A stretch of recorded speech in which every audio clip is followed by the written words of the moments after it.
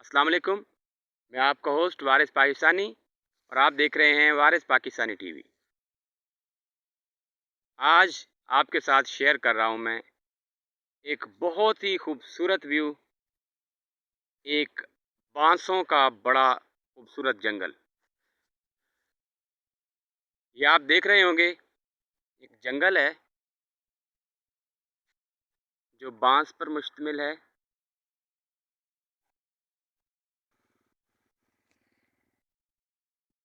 और इसमें बहुत बड़े बड़े बांस के दरख्त हैं। और आप देखें इनकी काश्त कैसे की गई है। यहाँ से आप नज़ारा कीजिए।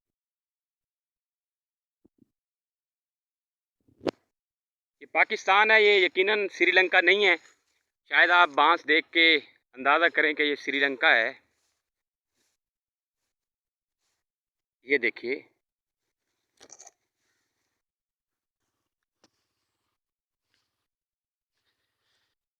ये नहायत खूबसूरत एक जंगल। आज हमने सोचा कि आपको ये जंगल दिखाया जाए।